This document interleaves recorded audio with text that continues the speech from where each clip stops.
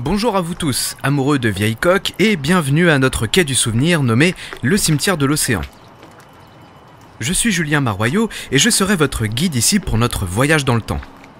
Aujourd'hui, on va s'intéresser à nouveau à une autre étoile filante ayant laissé une trace indélébile de son passage sur nos océans. Venez, remontons le quai, nous avons amarré l'Atlantique tout au bout. Bien des paquebots ont porté le nom Atlantique, mais celui qu'on redécouvre aujourd'hui est français. Il appartient à la compagnie de navigation Sud-Atlantique. Disparue aujourd'hui, elle assurait la liaison entre la France et le continent sud-américain avec des destinations comme Montevideo, Buenos Aires, Rio de Janeiro, mais aussi Dakar ou Lisbonne en partant de Bordeaux. Cette ligne n'est certes pas aussi prestigieuse que celle de l'Atlantique Nord.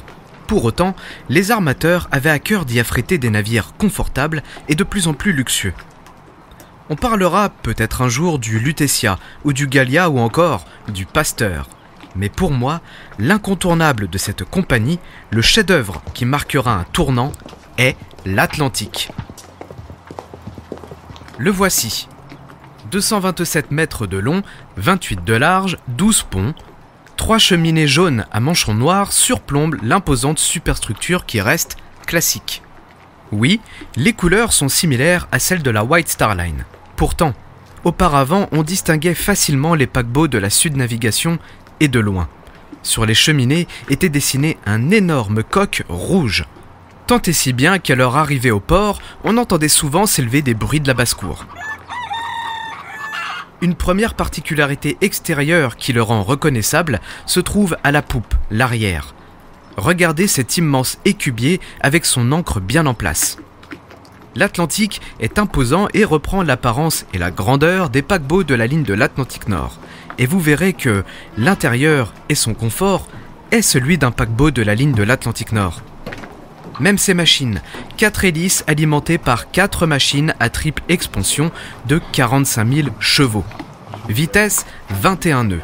On reste ici loin des superliners qui s'apprêtent à entrer en service dans quelques années. Mais tout de même, ce n'est pas ridicule. Regardez en comparaison avec notre dernier voyage à bord d'Île-de-France. Il ne faisait que 14 mètres de plus et naviguait à 23 nœuds. La comparaison entre les deux paquebots n'est pas une fantaisie. L'Atlantique reprend beaucoup d'Île-de-France. C'était une vraie star ce paquebot à l'époque. L'Atlantique est d'ailleurs construit par le même chantier de Penwet à Saint-Nazaire.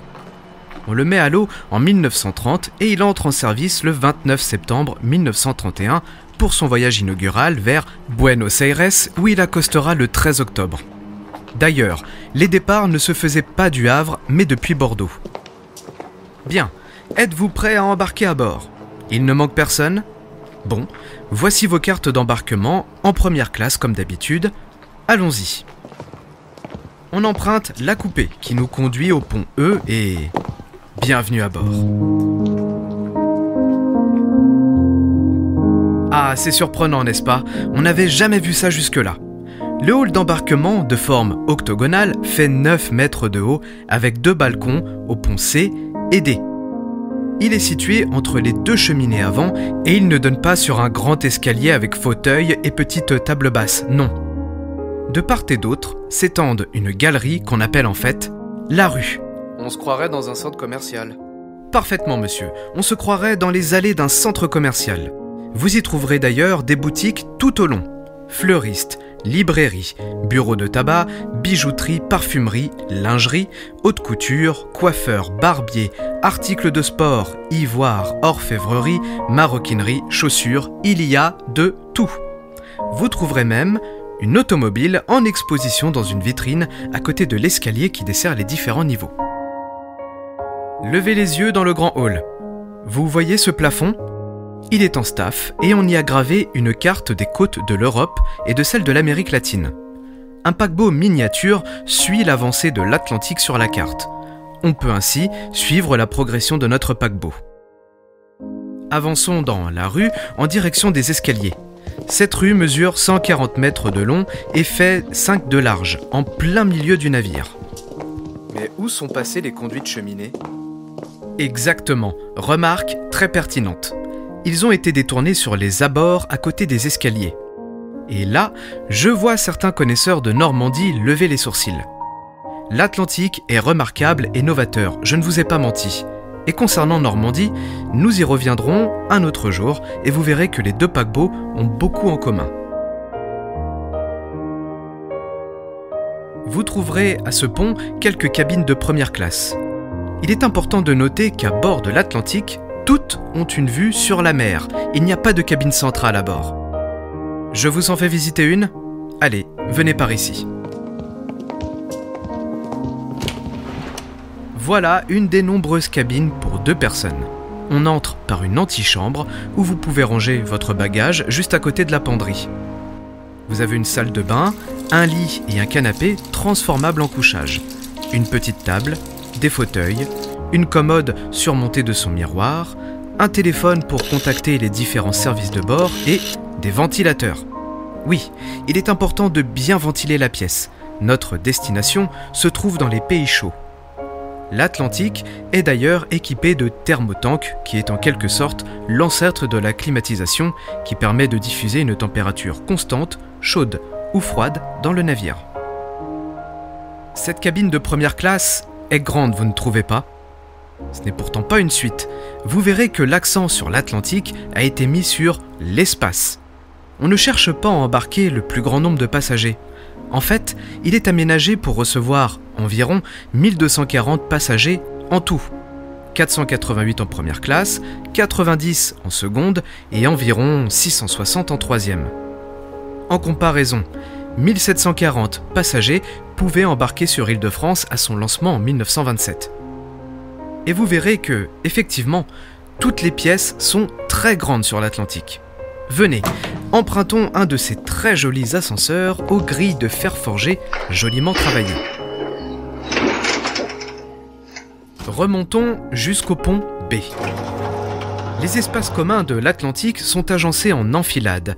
Nous voici donc tout à l'avant de la superstructure. Dans le salon ovale, placé en dessous de la passerelle. Sublime pièce de 9,50 m de haut. 10 colonnes de palissandre soutiennent le dôme de verre au-dessus de votre tête, duquel pend le lustre monumental. Sur les murs, tout autour, s'étend une fresque en laque de Chine signée Dunant. Là encore, c'est un nom connu. La compagnie a fait appel aux artistes art déco les plus renommés. Sur la droite, regardez, il y a une double porte qui donne accès à une jolie petite chapelle. D'ailleurs, savez-vous que les chapelles sur les paquebots sont une particularité des navires français ? La France était à ce moment-là très pieuse et donc on avait à cœur depuis ces dernières années à dédier un lieu de culte à bord de nos navires afin d'y célébrer les offices religieux. Chez les compagnies concurrentes, les messes ou prières étaient faites dans la salle à manger ou un salon dédié. Revenons vers l'avant du salon ovale. Ici, vous trouverez 2 ouvertures menant à 2 plus petits salons. De chaque côté, le salon ovale s'ouvre sur la promenade couverte. Avançons en nous dirigeant à présent vers l'arrière et passons dans le grand salon. 20 mètres de long et 20 de large, hauteur sous plafond, 8,75 m, c'est grand. Les murs sont habillés de panneaux de marbre rose et vert, le plafond est en staff et comporte des caissons. De chaque côté, une grande verrière de 7 mètres de haut borde la pièce et y apporte la lumière naturelle. 4 grands vases se trouvent à chaque coin de la pièce et sont éclairés de l'intérieur le soir venu. D'autres lampes sont diminuées dans les corniches du plafond. Un peu comme ce qui avait déjà été fait sur Île-de-France. Le mobilier de la pièce est composé de petits fauteuils disposés autour de tables rondes. Au centre de la pièce, une piste de danse promet des soirées qui se prolongeront jusqu'au petit matin. Une statue moderne orne également le milieu du salon. C'est Diane au lévrier de Raymond Léon Rivoire, œuvre aussi connue sous le nom de Diane Chasseresse. Cette pièce s'ouvre sur un grand escalier descendant sur la salle à manger de première classe. Empruntons-le et descendons d'un niveau. Nous voici donc au pont C. Les plus observateurs parmi vous noteront que cette salle à manger est située assez haut dans le navire. C'est inhabituel sur un transatlantique, en voici l'explication. Nous sommes habitués aux paquebots faisant la liaison sur l'Atlantique Nord. Cette ligne est réputée pour son temps parfois mauvais, ses tempêtes, ses creux de vagues immenses. Du fait, afin de limiter le mal de mer, les salles à manger sont situées le plus bas possible dans le navire. Mais notre ligne ici est celle de l'Atlantique Sud. L'océan est donc plus calme, le mauvais temps plus rare. On a donc préféré la placer assez haut afin de border la pièce de 10 grandes fenêtres de 6,50 m de haut, qui apportent une lumière naturelle à la pièce. Le plafond est composé de caissons dorés. Les murs sont en loupe d'acajou et on y trouve des panneaux gigantesques de Dunan en lac de Chine. Placée contre le mur du fond, une représentation grandeur nature de la victoire de Samothrace, dont l'original est au Louvre. Cette salle à manger est prévue pour 370 couverts. Si on emprunte la coursive sur notre gauche, nous débouchons sur un tout petit salon qui, lui, s'ouvre sur un restaurant privé de première classe. Voilà.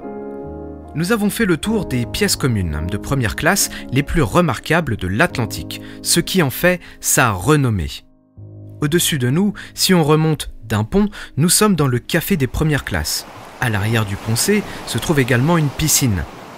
Le Sun Deck, situé lui entre les cheminées, est appelé Pont des Sports. Vous pourrez entre autres y jouer au tennis entre les deux cheminées arrière, faire votre footing, etc. Évidemment, comme tout grand paquebot, l'Atlantique possède des appartements de luxe et grand luxe. Il y a 2 appartements de grand luxe possédant 2 chambres avec une salle de bain par chambre, une salle à manger et une terrasse donnant sur la mer. Les 6 appartements de luxe sont identiques, mais ils ne disposent pas de salle à manger et de balcon. Est-ce utile de détailler les espaces de seconde et troisième classe ? Je ne pense pas, vous connaissez le refrain je pense. Sachez seulement que les secondes classes sont logées à l'arrière du navire avec leurs espaces communs. Leur hall d'entrée est au pont C, leur salle à manger un pont en dessous avec leur cabine. Tout est concentré à la poupe. Et les troisièmes classes sont à l'avant, à la proue. L'entrée est également située au pont C et les cabines de plusieurs couchettes réparties sur les 2 ponts du dessous avec leur salle à manger au pont D. La coque de l'Atlantique est composée de 13 compartiments étanches avec 38 portes étanches pouvant être fermées depuis la passerelle en cas d'urgence, répondant à la nouvelle convention de 1929 sur la sûreté de la vie en mer. Dans les ponts supérieurs, on place des cloisons et des portes anti-incendie, le tout étant essentiellement composé de fer et d'amiante. Des pompes se trouvent placées à différents endroits et permettent d'éteindre les incendies, à l'aide d'eau de mer, de mousse carbonique ou encore de jets de vapeur. En tout, ce sont 18 postes anti-incendie qui se trouvent placés à différents endroits du navire, sans oublier bien sûr environ 130 extincteurs et une cinquantaine de détecteurs d'incendie reliés à la timonerie, à la salle des machines et des locaux accessibles seulement aux membres d'équipage, faisant de l'Atlantique le navire le plus sûr sur la ligne. Comme je vous le disais précédemment, le voyage inaugural de l'Atlantique a lieu le mardi 29 septembre 1931 au départ des quais de Trompeloup à Pauillac. Bien que Bordeaux soit écrit à l'arrière de sa poupe, comme étant son port d'attache, l'Atlantique est trop gros pour remonter la Gironde jusqu'à Bordeaux. Ce n'est pas impossible, mais son tirant d'eau rend la manœuvre très délicate et possible qu'en fonction de certaines marées, à allure très basse car sa masse de déplacement crée de très grosses vagues submergeant les berges. En fait, jamais l'Atlantique n'ira jusqu'à Bordeaux, au grand regret des Bordelais. Ce premier voyage est placé sous le commandement du capitaine Charmasson. Le 30, il fait escale au port de Vigo, en Espagne. Un jour plus tard, il est à Lisbonne, au Portugal. Après 8 jours complets en mer, il atteint Rio de Janeiro le 9 octobre, accueilli par un parterre de parapluies. En effet, il pleut énormément ce jour-là, mais c'est une foule colossale qui est venue voir le géant français. Le 10, il est à Santos, puis le 12 à Montevideo, pour enfin arriver à Buenos Aires le 13 octobre. Dans tous les ports, l'Atlantique fait sensation. Les foules se déplacent pour venir admirer le plus gros paquebot de la ligne de l'Amérique du Sud. Le voyage inaugural fut un succès. Après 4 jours passés dans le port de Buenos Aires, l'Atlantique appareille le 17 octobre et est de retour à Pauillac le 31. Après un début de carrière très prometteur, l'Atlantique est envoyé au Havre le 27 janvier 1932 pour un premier gros entretien, mais pas seulement. Ces premières traversées sont aussi l'occasion de se rendre compte de petits soucis qui peuvent gâcher le voyage de certains passagers. L'un des principaux problèmes de l'Atlantique, qui est commun à beaucoup de paquebots d'ailleurs, c'est que la suie évacuée par ces cheminées vient retomber sur le sundeck et le pont des sports. La cause ? Comme souvent, ces cheminées ne sont pas assez hautes. On entreprend donc de les faire passer de 12 mètres à 19. Ça change considérablement l'esthétique du navire, mais c'est indispensable. Avec les fortes chaleurs de l'Atlantique Sud, on passe beaucoup de temps sur les ponts extérieurs. Les travaux durent 1 mois. Une fois terminés, l'Atlantique retourne au quai de Trompe-Loup et le 3 mars, il reprend ses rotations vers Buenos Aires.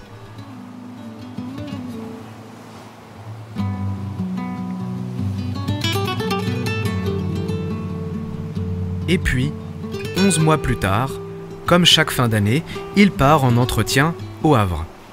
Ainsi, après 10 voyages entre Pauillac et Buenos Aires, l'Atlantique quitte pour la dernière fois les quais de Trompe-Loup le 3 janvier 1933, avec seulement un équipage de 230 hommes sous les ordres du commandant Schouf, ne comprenant pas le personnel hôtelier. Le 4 janvier, alors que l'Atlantique est au milieu de la Manche, vers l'île de Guernesey, l'alarme incendie hurle dans le navire à 3h30 du matin. C'est un matelot faisant une ronde dans la rue de l'Atlantique qui vit de la fumée sortir depuis une coursive d'accès aux cabines 232 et 234. En entrant, il vit que les matelas étaient en feu. Immédiatement, l'alerte fut donnée et on amena d'abord les extincteurs, puis les pompes. Vers 5h du matin, l'incendie semblait être maîtrisé, mais il se trompait. Il repartit de plus belle, s'attaquant à la rue principale et montant cette fois dans les niveaux jusqu'au pont C, passant par les escaliers. Le paquebot est toujours en marche vers le Havre. On peut donc penser que le flux d'air a certainement aidé l'incendie à se propager. Les boiseries sont en feu partout. La fumée brûle les yeux et empêche les hommes de lutter contre le brasier qui envahit tout. Peu avant 8h du matin, on se rend à l'évidence que l'incendie est totalement hors de contrôle. Schouf ordonne l'arrêt des machines et l'ordre d'évacuation est donné. L'équipage se rend alors aux chaloupes côté tribord car il est abrité du vent et de la fumée. Malheureusement, une dizaine d'hommes de la salle des machines ne peuvent plus remonter. La fumée les asphyxie. Sur le pont des embarcations, d'autres hommes sont tués par la chute d'une chaloupe qu'on armait pour la mettre à la mer. Alors qu'une autre descend et est presque à l'eau, les cordes, léchées par les flammes, cèdent d'un coup. Ainsi, le nombre de victimes varie. On en compte 18 ou 19 selon les sources sur les 230 hommes à bord. Une partie asphyxiée dans la salle des machines ou brûlée, quelques-uns noyés. Combien de plus si le navire avait été chargé de passagers ? Mais le naufrage n'est pas terminé. Le navire est abandonné en flammes et laissé à la dérive. L'équipage, réparti dans les embarcations de sauvetage, sont malmenés au milieu d'une mer avec des creux de 4 à 5 mètres. Ils sont récupérés, non sans peine, par les navires s'étant déroutés pour venir à leur secours. Le Ruhr, allemand, et l'Achille, navire hollandais. Mais à présent, l'épave en feu de l'Atlantique devient un objet de convoitise. Immédiatement après le message de détresse de l'Atlantique, des remorqueurs sont envoyés depuis Cherbourg et Le Havre afin de surveiller et récupérer l'épave une fois que ce sera possible.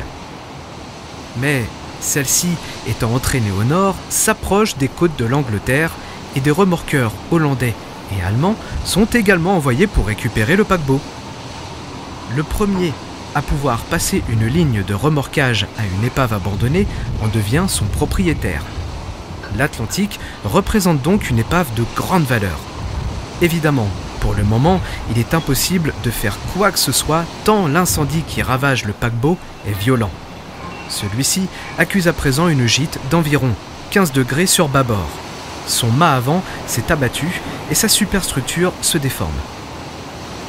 Une corvette de guerre, le Pollux, est également dépêchée sur place et doit couler l'épave si toutefois elle doit représenter un danger pour la navigation dans le secteur. Toute la journée du 4 janvier, l'incendie continue de dévorer l'Atlantique sous les yeux impuissants des marins présents à bord des remorqueurs qui tous attendent de passer leur remorque à ce morceau de charbon ardent. Il faut attendre le 5 janvier pour voir le vent se calmer et l'incendie diminuer sur l'Atlantique. Les remorqueurs français parviennent à passer leur filin à la proue. Les remorqueurs étrangers font de même à la poupe. Un marin français parvient à monter à bord pour y attacher un pavillon français. Mais d'un côté, on tire l'épave pour la remorquer vers Cherbourg, de l'autre, on tire pour l'amener vers Portland. C'est une petite bataille navale invraisemblable qui a lieu au milieu de la Manche. Des marins hollandais parviennent également à bord. Le commandant de l'Atlantique et quelques-uns de ses officiers sont également de retour sur les lieux du sinistre et espèrent pouvoir, eux aussi, revenir sur l'Atlantique. En tentant de se hisser sur l'épave, l'un des officiers de l'Atlantique dérape et sa jambe se trouve broyée contre la coque du paquebot et celle du remorqueur. Il est ramené d'urgence vers Cherbourg où il devra malheureusement subir l'amputation de sa jambe.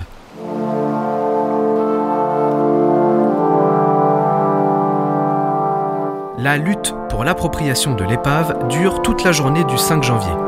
Tour à tour, on passe des remorques à l'épave, des marins montent, les remorques cassent ou sont cassées, ou on en passe d'autres, etc. Enfin, le 6 janvier, l'ordre revient non sans mal grâce au commandant du Pollux et les marins hollandais acceptent de laisser l'épave et de coopérer avec les Français afin qu'ils soient remorqués vers Cherbourg. Un navire est abandonné lorsque son capitaine le quitte en pleine mer et le laisse à la dérive. Or, l'Atlantique n'a pas vraiment été abandonné. Le commandant Schouff, en descendant de son bord, alors que les flammes dévoraient son navire et asphyxiaient ses marins, avait laissé la délégation au capitaine du remorqueur français Minotaur, arrivé sur place. Schouff devait se rendre à Cherbourg pour faire son rapport avant de revenir auprès de son navire. Toutefois, conformément à la Convention de Bruxelles, les remorqueurs étrangers ayant porté assistance à l'épave de l'Atlantique seront rémunérés à la hauteur de leurs efforts.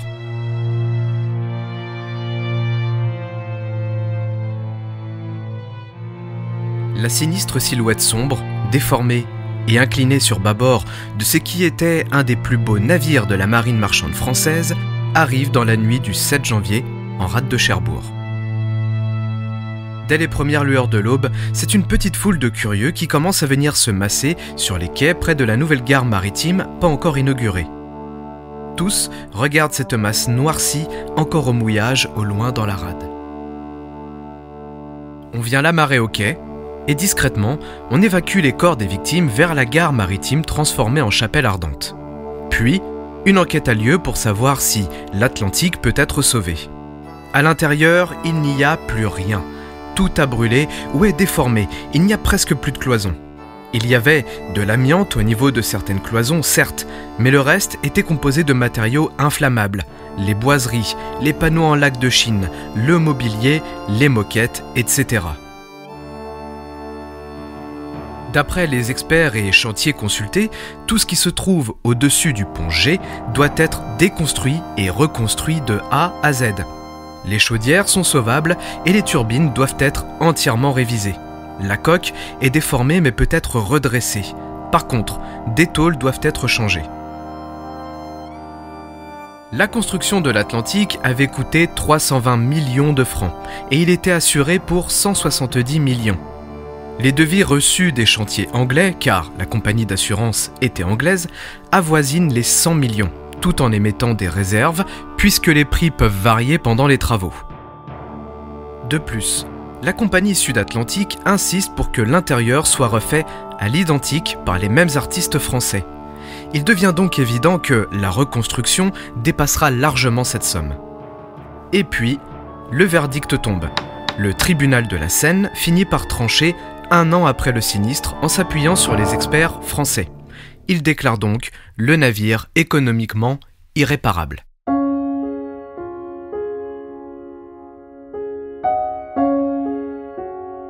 La compagnie Sud Navigation touche donc la prime d'assurance et l'épave de l'Atlantique reste à rouiller à Cherbourg. Finalement, on ne sait pas ce qui a déclenché l'incendie dans les cabines. Un court-circuit ? C'est probable, c'était courant à l'époque, mais l'enquête menée sur les installations électriques n'a rien donné. Il faut attendre le mois de mars 1936 pour que, enfin, l'épave de l'Atlantique quitte Cherbourg, plus de 3 ans après son incendie. Il est remorqué jusqu'à un chantier de démolition de Glasgow où il fournira du travail aux ouvriers écossais durement touchés par le chômage. L'Atlantique a été une étoile filante sur l'océan. Une très très belle étoile filante. Il est triste de se dire que, finalement, on l'a plus vu à l'état d'épave carbonisée au port de Cherbourg que rutilant et lustré dans les ports de l'Amérique du Sud. Il est certain que son incendie a servi à améliorer encore et encore les normes à bord des paquebots. On a fini par y mettre notamment encore plus d'amiante dans les cloisons. Mais sa perte par le feu et les conséquences dramatiques qui auraient pu être bien pires n'ont fait que renforcer la mauvaise réputation des paquebots français. Souvenez-vous, en août 1929, le Paris de la Compagnie Générale Transatlantique avait déjà connu un premier incendie alors qu'il était vide, à quai, au port du Havre. Ou bien même le Paul Lecas qui prit feu dans le port de Marseille. Mais pire encore, la destruction de l'Atlantique a lieu moins d'1 an après la terrible catastrophe du Georges Philippard qui a horriblement marqué les esprits. On en reparlera sans doute un jour, mais brièvement, c'était un paquebot français des messageries maritimes qui, au retour de son voyage inaugural, prit feu en pleine nuit dans l'océan Indien, emportant dans ses flammes un peu moins de 60 passagers sur les 750, dont le célèbre journaliste et écrivain Albert Londres. Par la suite, s'ensuivra également le Lafayette, le Paris à nouveau, cette fois irrécupérable, et malheureusement Normandie. Mais nous y reviendrons plus tard.